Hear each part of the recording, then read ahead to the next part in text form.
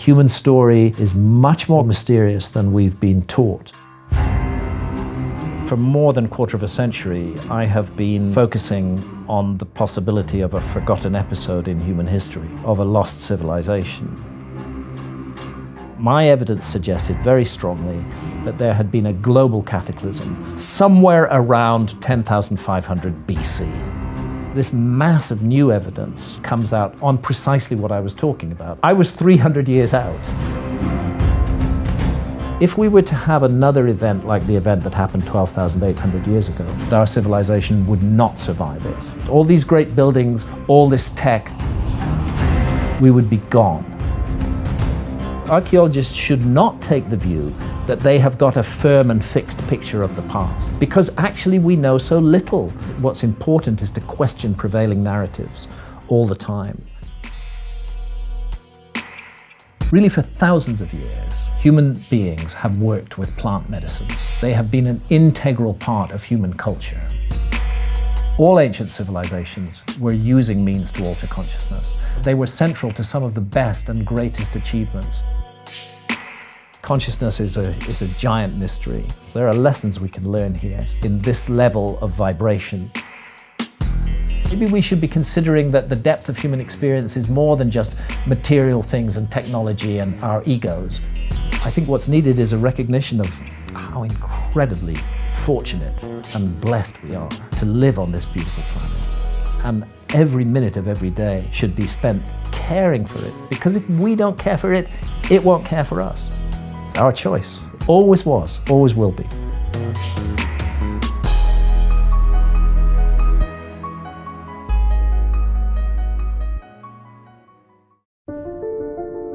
They say that the human race is doomed, that we have lost touch with our true nature, that the media has corrupted us, and that the planet has no future. I disagree. I believe that humanity is full of hope, and that our salvation lies within each one of us. My name is Brian Rose, and my job is to listen, the oldest method of learning known to man. Each week I seek out individuals that are changing the world, people who are living and thinking in a different way. Their stories will challenge your beliefs, make you question your choices, and perhaps inspire you to change. I never planned on doing any of this, but now I can't stop. Join me on this mission and make humanity something we can all be proud of. I will always love Graham Hancock because he was our first real guest 6.5 years ago when we started the show. We had him right before we went to Los Angeles to be on the Joe Rogan Experience, and we've had him back ever since. This time, Graham is back to talk about America, but America a long time ago, with evidence that the human species was around 130,000 years before in America, and he's got a fascinating book about it. But more importantly, I'm just glad that Graham is here because he nearly died from some seizures about 2 years ago, and he's really been back on this road to recovery. And again, what I love about Graham is that he was always a journalist, he's always questioning science, and he's pushing the envelope on the entire theory and narrative we have about us as humans. So I know you're going to enjoy this episode. As usual, Graham brings it and totally delivers. And of course, here at London Real, we always deliver, especially in the London Real Academy. We're closing out our Speak to Inspire course. 8 weeks, I show you how to get on stage or how to pitch a corporate board or be better in social communication. And of course, very soon, our Business Accelerator is starting. Here's a bit more about what we do on the inside. London Real doesn't stop when the conversation ends. You see, that's when we get started. Because everything begins with a thought, and then comes the action. The London Real Academy is our global transformation platform. Here we bring together thousands of students from over 75 countries. Whether you want to build a profitable business from your passion, or learn to speak to inspire, or broadcast yourself with your very own podcast, or accelerate your life to become a high-performance person, we have the online accountability course and personal mentoring program that will make your dream a reality. Join us, and we'll take your life to the next level, together. Our next accelerator course is starting soon.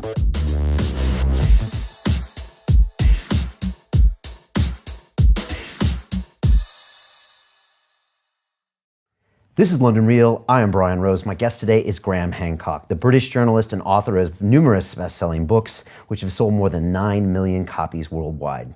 You specialize in unconventional theories involving ancient civilizations, stone monuments and megaliths, astrological data from the past, and altered states of consciousness. You're best known for your non-fiction investigations of historical mysteries, including the blockbuster book Fingerprints of the Gods in 1995 and its 2015 sequel Magicians of the Gods. Your new book, America Before, The Key to Earth's Lost Civilization, draws on the latest archaeological and DNA evidence to explore the mysteries of the past and the profound implications of how we lead our lives today. Graham, welcome back to London Real. Thank you. It's a pleasure to be with you again. It's amazing having you here. I can't wait to talk about so many things about you. It's glad you're here. I'm glad you're here, first of all, because I know a couple years ago you had some interesting, scares with your health. Yeah, I've had an interesting couple of years health-wise. It's a strange thing, this business of life, because we start out full of strength and youth, and for years, I never questioned my health. I just took it completely for granted that I had been gifted with a fully functional body and able to just get out there and take on any challenge. But as the years go by, the machine begins to wear down a little bit, and then it throws you a curveball. And the curveball that was thrown at me was a series of massive epileptic seizures in 2017, while I was researching America Before. The first one happened in New Mexico, completely out of the blue, totally unexpected. Santa wakes up during the night and finds me not in bed, and finds me on the floor in the bathroom with blood pouring out of my mouth. Whisked off to hospital, totally unconscious, whisked off to hospital, sort of brought back to functioning and discharged after 24 hours. But that was a minor one. The really bad one happened in Bath in England, where I live, in August 2017. How much later? A few months? So the first one was in May 2017, and the second one was in August 2017. And the one in August 2017 started with a headache, and I'm just lying on the sofa with Santa, and then suddenly I'm gone, and the rest of it is no memory for me. I'm only told about what happened. They have to call. I'm writhing and seizing so violently that they actually have to have 2 ambulance crews to bring me downstairs and out into the ambulance. Apparently I'm roaring in the ambulance. I don't remember anything about this, and the ambulance is shaking from side to side. They take me to hospital. They cannot stop the seizures. I'm in a state of just continuous seizure. And then the doctor takes Santa aside, my wife Santa, and says to her, "It's bad news. We think you're going to lose your husband. And if he lives, he's probably going to be severely brain damaged." As a last resort, they put me in a 48-hour induced coma. They just shut me down completely. And amazingly, I came out of it still functional. I didn't know what had happened. I woke up after those 48 hours and I saw several of my kids standing around the bed. One is my son who's flown from Los Angeles, another's my daughter who's flown from New York. What are they doing? So what's happened to me? I had no idea. It was a very mysterious, very, very strange thing. But I think it was sent to teach me some lessons. Okay. And what lessons are those, do you think? Well, the lesson is not to take anything too seriously, actually. That's the problem. You have to be driven and committed to do this kind of research and to make big books, and that's all very well, but it also takes a price from the body. So I'm just trying to be a little bit more laid back in everything that I do and enjoy life. Right. I mean, look at the size of this book, and when you look at your other books, yeah. I mean, you're an intense guy, and we just talked about your writing regiment, which, Yeah. as I think we talked about once before, when you go in, Yeah. after you've done all of your preparation and research, when you go to write, it's 16-hour days, 7 days a week for up to 6 months. As long as the book takes. It's possible to spend 3 or 4 years actually writing a book, and I've done that in the past with a book like Underworld that I published in 2002. I allowed the writing to sprawl over a long period. What I found, and it really works for me, is get all the travel and research, the really detailed research, get all that done. Get it thoroughly done and thoroughly in my head, and then sit down and do nothing else but write for as long as it takes. And typically, for a book of this length, the actual writing period can be 6 months, but you're looking at 2 to 2.5 to 3 years of research in front of that before the book actually gets writing. But the writing, I like to keep it tight. I like to live with the book. I like to be deeply immersed in the story, not distracted from it in any way. So I just drop emails, I don't take telephone calls, I don't correspond with people. I'm totally there serving the book and living the story. And that works best for me, and I think it works best for the story I have to tell. Did the writing of this come after your strokes? It did, and this was an alarming prospect for me. And by the way, not strokes, but seizures. Seizures. Okay. Yeah, it's a different matter. I was concerned that I might have lost some memory. I actually did lose some memory in those massive seizures, particularly the ones I had in August in England. And I was concerned that this would affect my writing. But interestingly enough, it didn't. And that, I think, it's helped me to understand the process of writing, which is in a way, it's a kind of download from the cloud. And as long as your connection to the cloud remains solid, it's all right. Everything is okay. And I found that all of the things that I feared didn't happen, and I didn't suffer from lapses of memory that would make it difficult for me to connect the dots in a big picture. Far from it. In a way, I think it opened me up more to that. Interesting. And is this cloud some collective consciousness? Are there some other things going on besides all of the research and theory? I'm just not sure what it is, but what I've realized as a writer is the most important thing I can do is get out of my own way. Don't try and overthink it. Do all the groundwork, get that absolutely solid, but when it comes to actually writing, don't overthink it, just let it flow. There's a flow that you get into, and that's what I call the cloud. It's like connecting to something outside oneself. That's where all the information is stored, that's where everything is stored, and it's drawing down from there. Okay. Putting it into a picture. And how is the health now? Is there anything you changed up? Are there any other scares or seizures? It's been a little while now, but... Yeah. It's iffy, because the fact is I can have another seizure at any time. And I would not like to find myself in that dark place again, because that's all I remember from the 48-hour induced coma is just darkness. I had a near-death experience when I was a teenager. I had a massive electric shock, and that experience was actually filled with light. I left my body, I think I was 19 or 18 years old.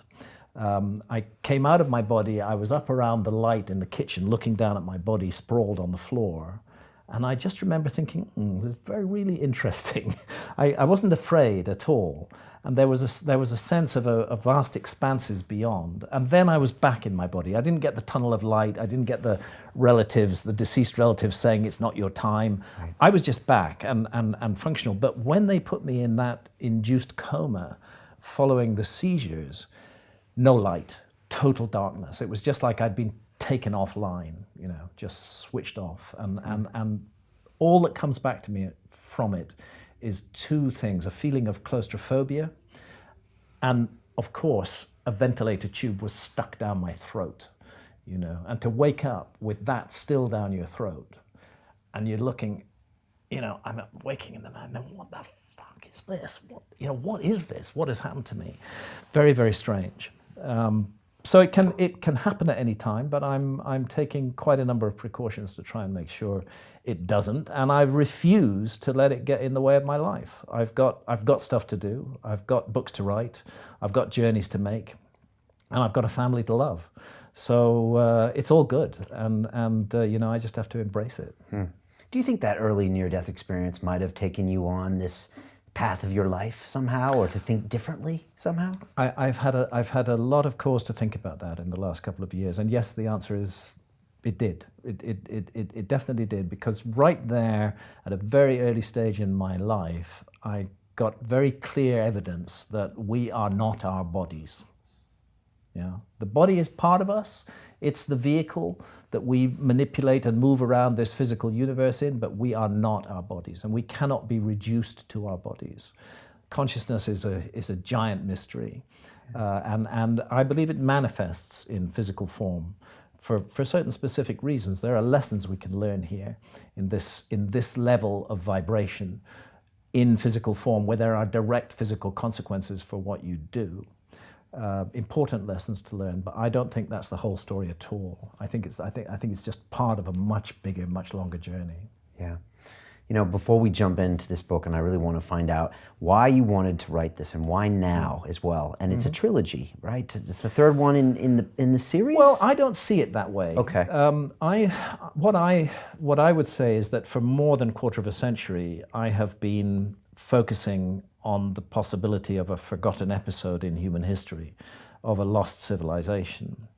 And undoubtedly, my best-known book in that field is Fingerprints of the Gods, that was published in 1995.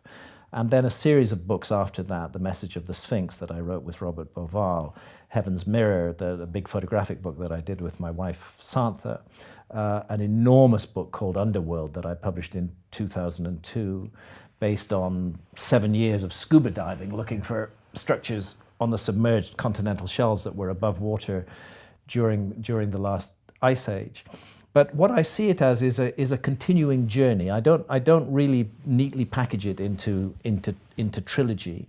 My previous book, Magicians of the Gods, was headlined by my publishers as the sequel to Fingerprints of the Gods, and I think that's fair enough, because that was taking a global frame of reference and looking at all the new information that had come out since 1995. For example, in Fingerprints of the Gods in 1995, I made a very clear statement that my evidence suggested very strongly that there had been a global cataclysm somewhere around 12,500 years ago, 10,500 BC.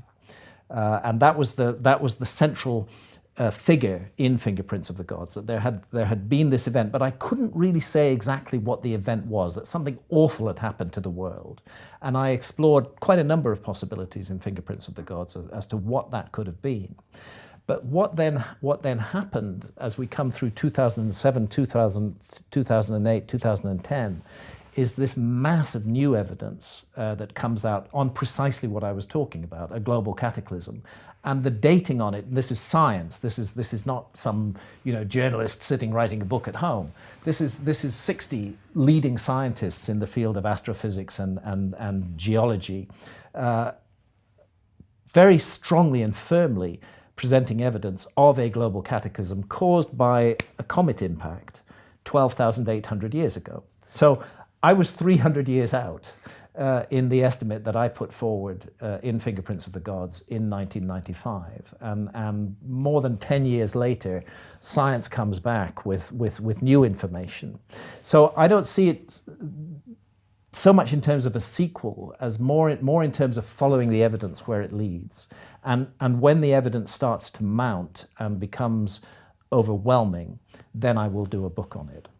And I remember you saying before that with every year, we're finding out that things are older than we thought they were. All the time. And it always seems to be confirming a lot of what you've been talking about. I have been blessed in this way.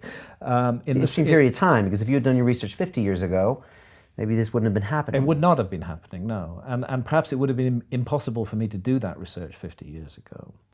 But what happened is that really in 1995, I I was treated by the sort of the scientific community as this total outsider. How dare he speak about this? He knows nothing about this. We are the experts, and he's wrong. What's happened since 1995 is that the evidence, drip by drip, has kept on coming in that actually validates what I was saying before, that there are missing episodes in the human story. A huge development was the site of Göbekli Tepe in Turkey, along with others like John Anthony West and Robert Schoch. I'd been arguing for a long time that the Sphinx is much older than it's supposed to be, that we're looking at a 12,000-year-old monument, not a 4,500-year-old monument. And the response of the skeptical community to that was, but if there was a civilization capable of creating something like the Sphinx 12,000 years ago, then they must have created other monuments. And we don't see any big monuments from 12,000 years ago. And therefore, the Sphinx must be the age we say it is. And then what happens? Klaus Schmidt and the German Archaeological Institute discover Göbekli Tepe, and lo and behold, it's 11,600 to 12,000 years old, exactly in the window of the Sphinx. Firmly dated, no dispute about it, a giant megalithic site. And suddenly the notion that the Sphinx is much older ceases to be in left field and starts to become much more central, because we're seeing it's part of a pattern. And that's what's been going on across the whole area that I work in. Right.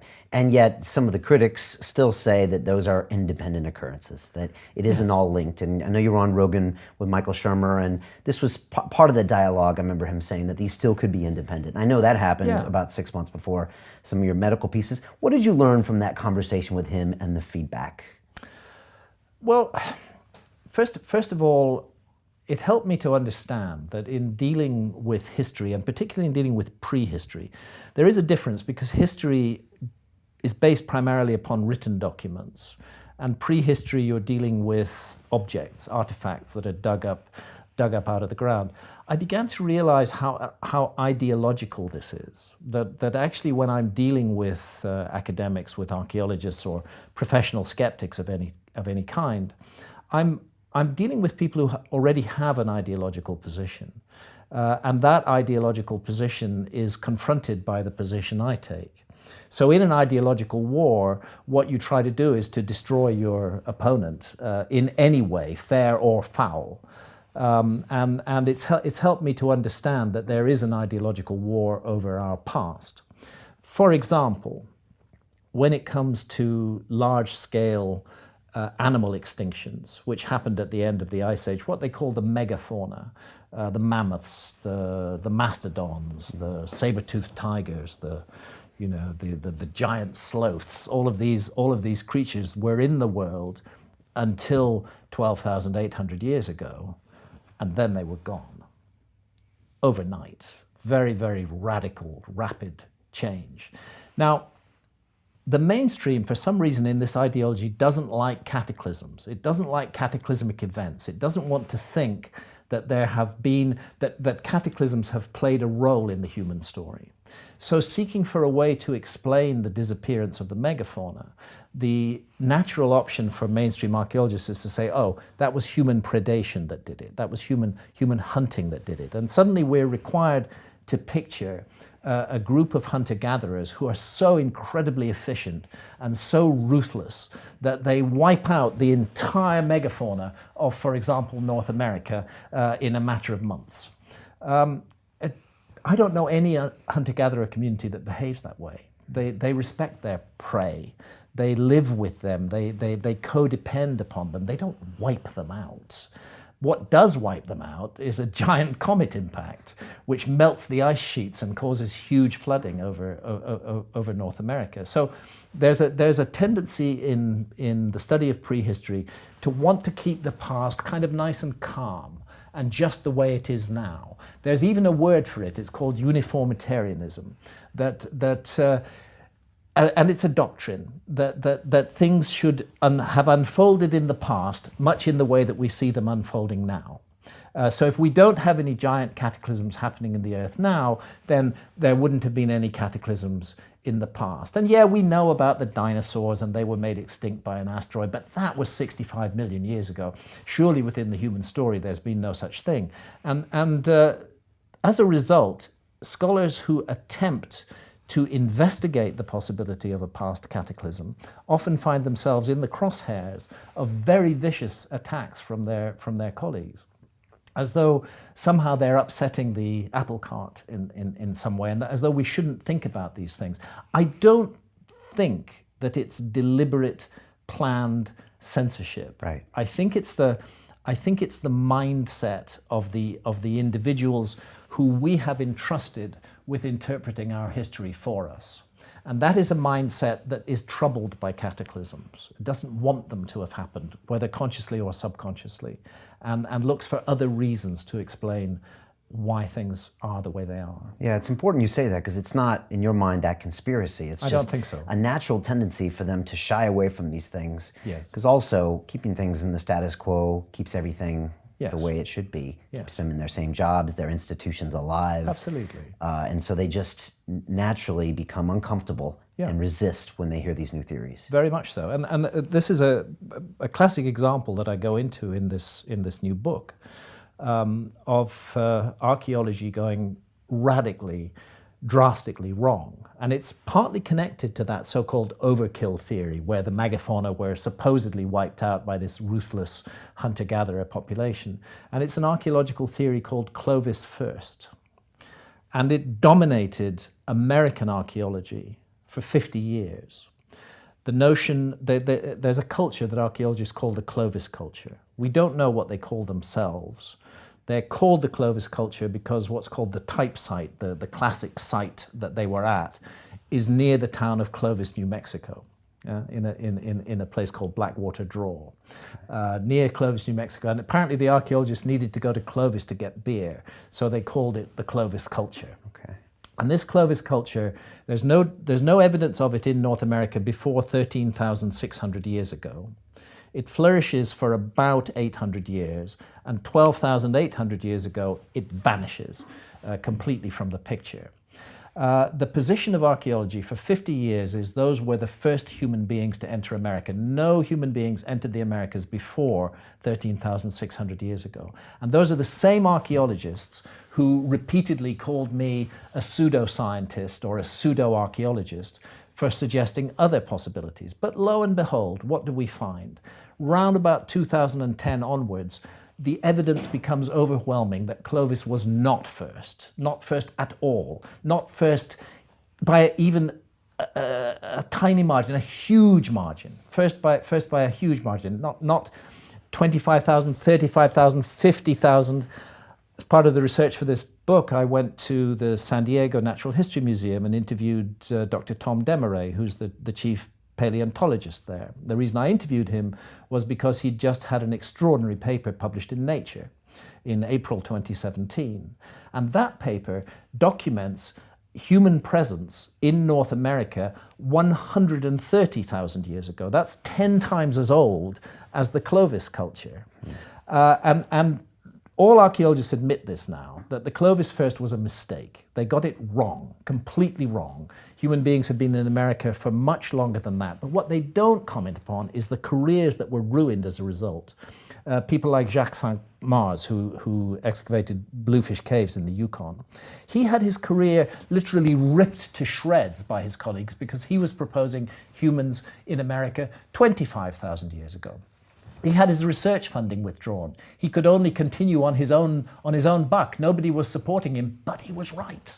He was right, and this happens again and again. So when archaeologists of that type say, Hancock is a pseudoscientist, I say, hang on a minute, you guys are the pseudoscientists. You guys sold us Clovis first for 50 years. You guys withdrew funding from research that might have exposed that lie earlier. You wouldn't let it happen. And that's not right. It shouldn't be that way. Archaeologists should not take the view that they have got a firm and fixed picture of the past, because actually we know so little about the past. They should always be saying this is our provisional position, but we are open to other possibilities, Because if they don't say that, those other possibilities are going to come along and kick them in the ass pretty soon. And that's what's happened with Clovis First. And Clovis First is not a small matter, because if human beings have been in the Americas for 130,000 years instead of for 13,000 years, why, there's 100,000 plus years that archaeologists just haven't looked at because of their preconceived notion that there was going to be nothing to find.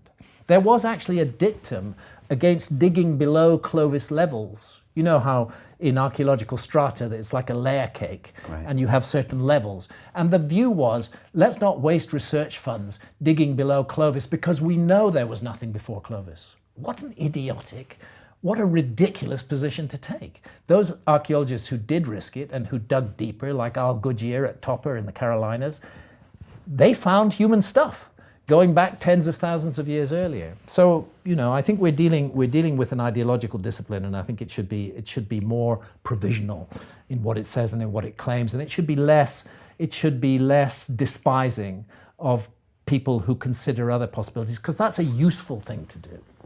It's useful to consider other possibilities, even if they're wrong. Science should never get locked in a narrow channel and say everything outside the bounds of this channel is not subject to investigation. It's really a mistake. I mean, I was surprised when you went to America with this book, because I thought, what's in America? And because of all of the assumptions I had made and what I had been taught as a kid, the narratives was simple. As little as I knew that there was nothing else there exactly. to talk This was the view, and this is why America is so interesting, because what we have in the Americas, North and South America, is a gigantic landmass, enormously rich in resources, just the kind of place where a civilization could emerge. And then you take the Ice Age and you recognize that for very long periods, the Americas were cut off from the rest of the world, but yet incredibly rich in resources.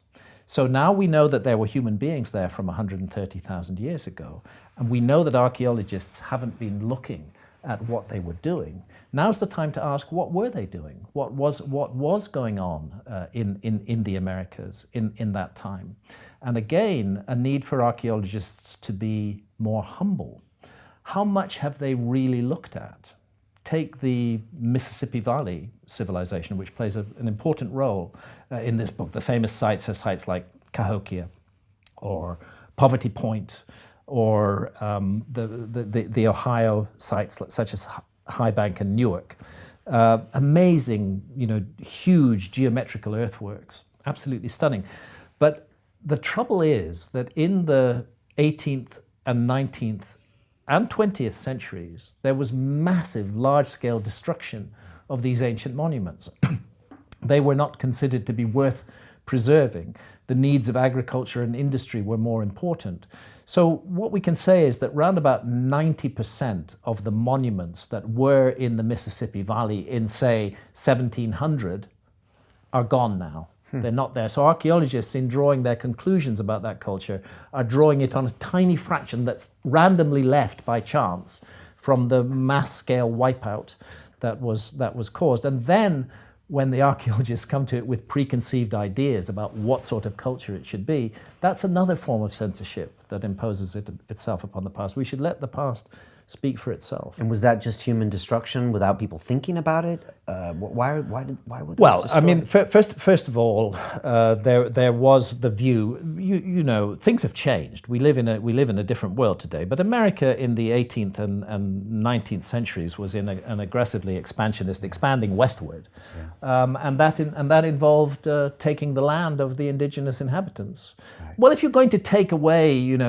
tens of millions of acres from people and stuff them somewhere else, then you need a good excuse to do so. So what you do is you depict them as savages, and you say that actually we're doing them a favor. There's a quote I put in the book concerning the horrific project called the boarding schools project in America, where Native American children, about 90% of them, were physically removed from their families and stuck in boarding schools in another state, far away, punished if they wore any traditional clothing.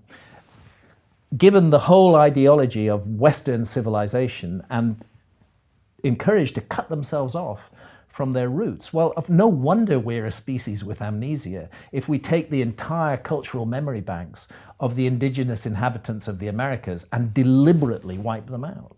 Yeah. And so what are some of the things that we're going to learn from reading this book? What are some of the new insights about both North and South America that we might have just previously assumed what I did? There's not much happening there, not much we can learn. Yes. Well, there's a whole range of things, actually. The first and most important issue to understand, and I've really done a great deal of work on this, is that North America was at the epicenter of a humongous global cataclysm. And it was particularly bad because it was a comet. The evidence is really compelling on this. Now, there are people who are proposing alternatives. One thing nobody disagrees on anymore is that there was a cataclysm 12,800 years ago.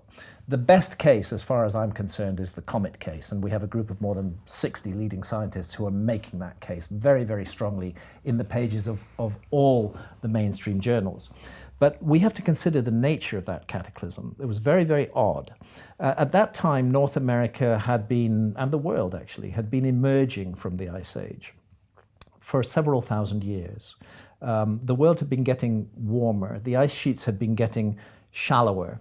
If they were, let's say, 2 miles deep at 21,000 years ago, they were about a mile deep or less by 12,800 years ago. So the world was warming up. And then something radical happens. You get a massive deep freeze that descends on the planet. So the planet goes back into the coldest of the Ice Age, suddenly, literally overnight. And you get at the same time this massive die-off of animal species. And very weirdly, you get a rise in sea level. Now, normally, in an episode of freezing, you would not expect the sea level to rise. What you'd expect that extra water to do is to reform as ice on the existing continental ice caps, but it doesn't. You get a sudden spike, a very rapid spike in sea level right at the beginning of this event. That's very, very puzzling. But what can explain it perfectly, is the impact of several fragments of a disintegrated comet with the North American ice cap. The heat and the shock generated by those impacts releases enormous floods of meltwater, which go where? They pour primarily into the Atlantic Ocean, and there they stop the Gulf Stream in its tracks. The Gulf Stream is part of the central heating system of our planet. It keeps the planet warm. It's part of a global meridional oceanic circulation that goes on, taking warm water from the tropics, bringing it up to the north, putting it down, bringing it round again. It stopped completely for about 1,200 years at the beginning of this episode.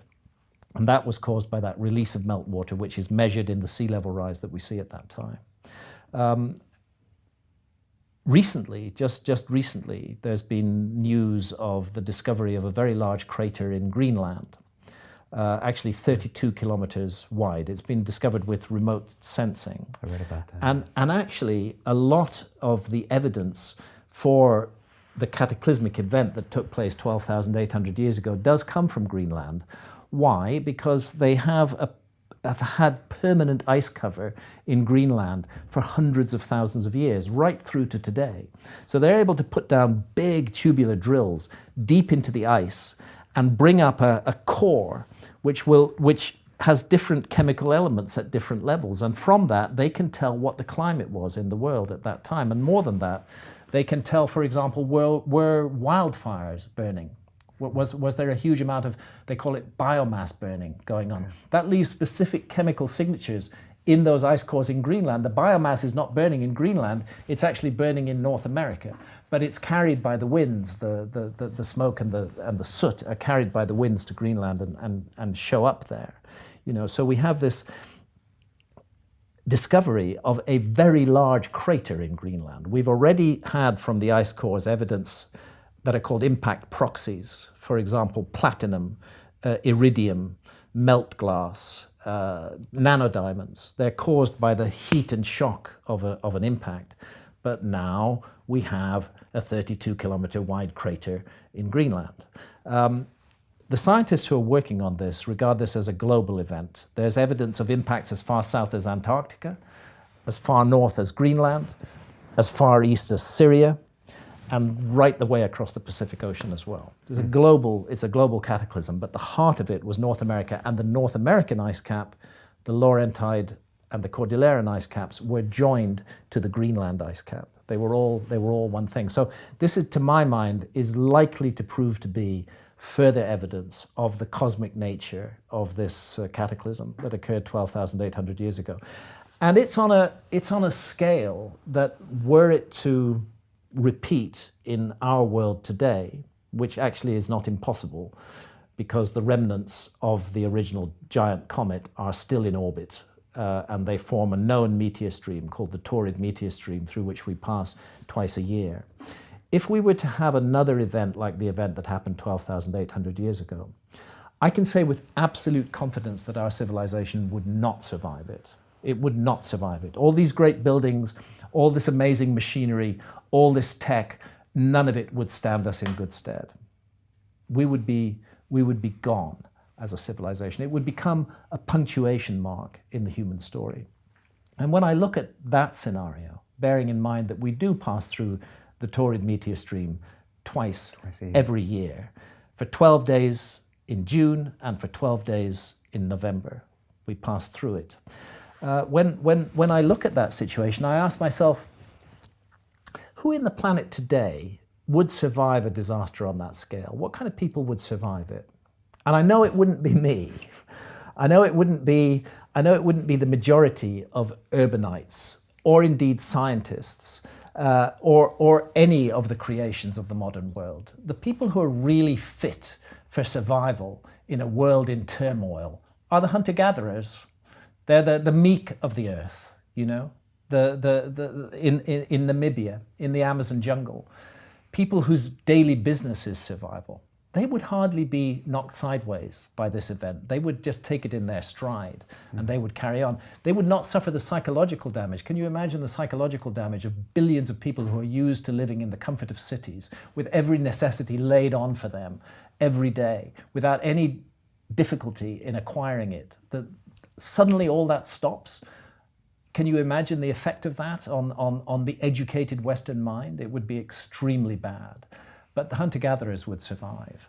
I think that actually was the case 12,800 years ago as well. Really? I think it was the hunter-gatherers who survived and passed on the message. So one part of it is and I've tried to really bring this home, how central America was to this cataclysmic event that took place across the whole world, and then consider what did that obliterate? What did that event obliterate? What did it wipe out from the human story? Is this the lost civilization? Because you've always talked about this. You see, when you're looking for a lost civilization, and I mean a civilization, something that we would recognize as a civilization, I'll tell you directly, I don't think they flew to the moon, and I don't think they had airplanes.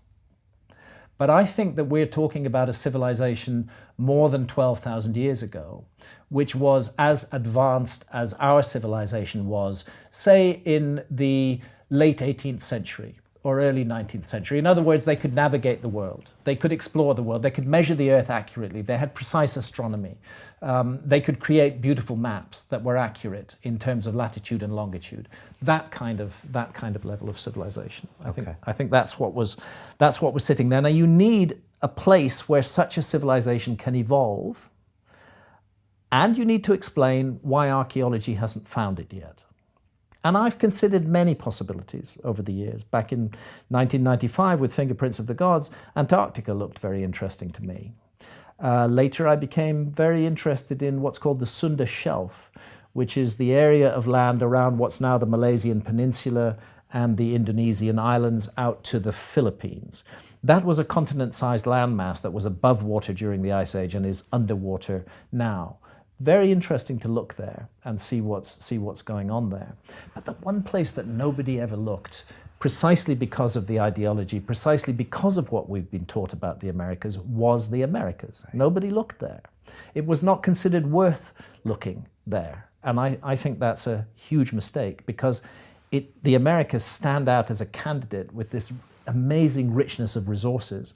And then the second thing, because of the character of the Ice Age, there were long periods when the Americas were cut off from the rest of the world, cut off from the conflicts and the difficulties going on in the so-called Old World. What a beautiful and amazing place for a civilization to evolve, a civilization that was separate, that was different, that had its own way of doing things. That is one of the reasons why I think we need to take America very, very seriously, because we now know that the archaeological story we've been taught about the Americas is complete and utter bullshit from beginning to end. Clovis was not first. Clovis was a latecomer to the Americas. We know that archaeology has not had its eye on the ball because of Clovis. They've not been considering the pre-Clovis ages. It's only now that they're beginning to look at what happened before Clovis. So they've just closed their eyes to all of those possibilities. And then, of course, on top of that, you have the massive destruction that took place in the Mississippi Valley and across the Americas of Native American culture and of Native American memories. So we're left with this puzzling series of mysteries which need to be explained. And as I go through the research, I find certain things ringing bells with me. I'm working in the Mississippi Valley. I'm at Moundville in Alabama, and I'm looking at a notice board. It's just the beginning of my research into this interesting culture in the Mississippi Valley.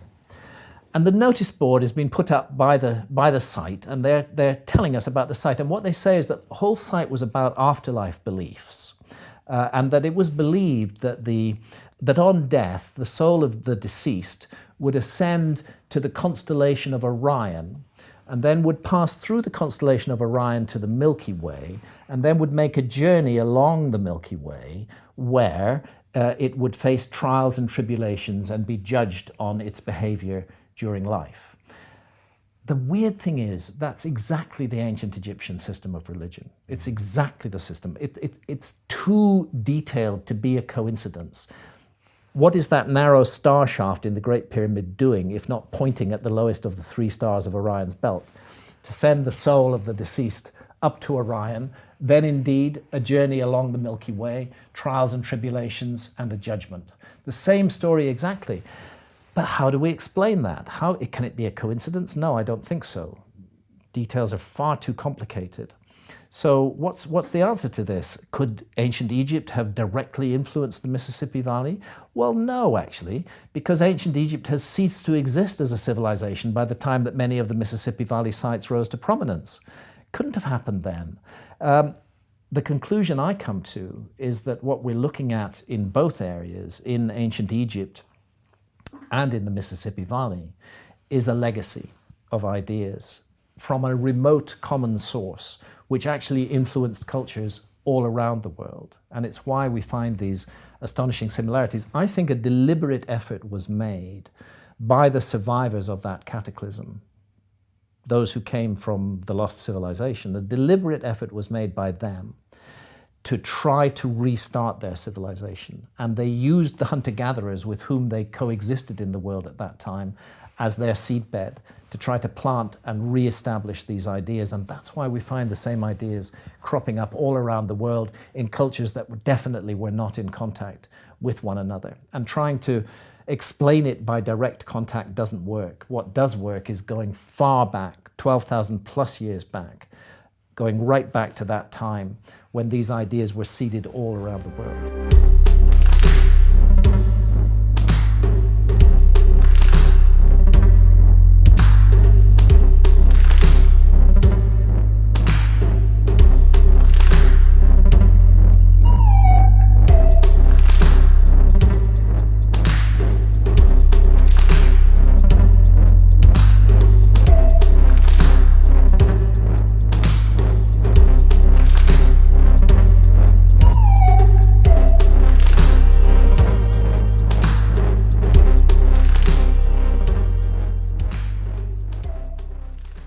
Hi, it's Brian Rose from London Real. You probably know that we've just recently been re-platformed on YouTube after 25 months completely in the dark.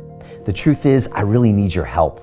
What I really need you to do is click on that subscribe button right now, like this video, and maybe even leave a comment or share the link with friends.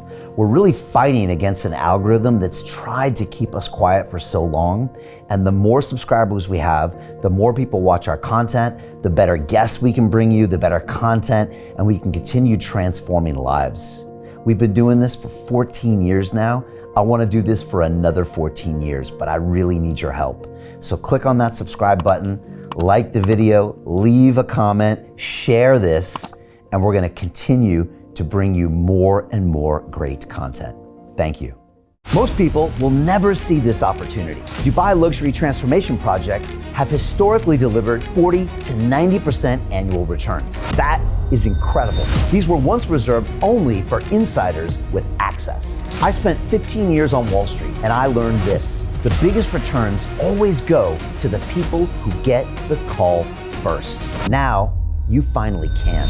We've just received a brand new project with major upside potential. Allocations move fast. Click the link, apply now, and speak to my team. This is your chance to see what others never will.